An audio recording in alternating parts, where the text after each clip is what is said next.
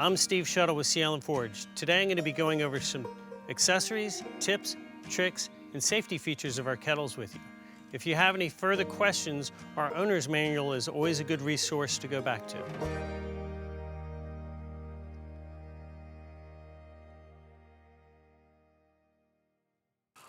All right, so I'm going to show you the Sea Island Forge griddle, which integrates with our 30-gallon fire kettle. It is made out of steel, so it is very heavy. You definitely want to make sure when you pick it up, you know exactly where you're going and that you have a clear pathway to where to get there.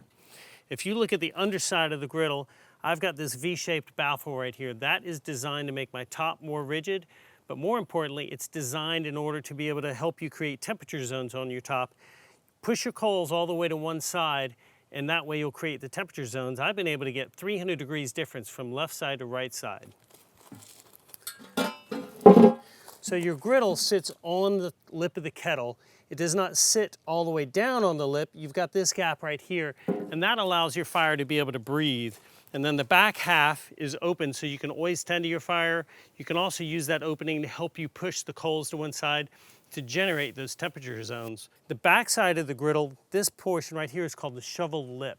So when you're steaming your oysters versus roasting them and you're shoveling them off of your griddle, you would push your oysters against that, and that helps you get your oysters onto the shovel, and that higher lip should keep the oysters from going into your fire.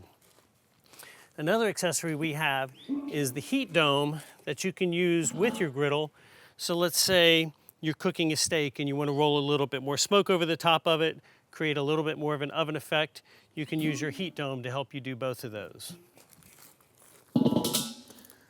When you are cooking on the griddle, let's say it's oysters or bacon and eggs and pancakes, you are going to generate some oil or some oyster liquor.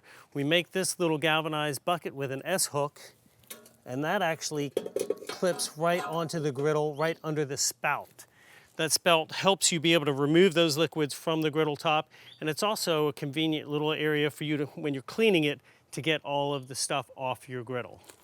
Now, to remove your griddle from the kettle, you need to remove your bucket first, know where you're going to put your griddle, make sure there's a clear pathway to get to that place, let anybody around you know that, hey, I'm getting ready to pick up the griddle, and move it to where it's going.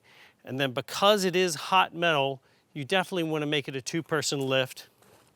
And you also want to make sure you have heat-proof gloves, oven mitts, or something like that for the two people that are removing the griddle from the kettle. And then it's simply picking the griddle up, taking it where it goes, and setting it down. So once your griddle is off of the kettle, make sure it's cool before you start cleaning it. And one thing that we make, it's actually called the shuck guard, and it pairs up with our stainless steel oyster knife that we make. So you're only shucking the oyster and not shucking yourself.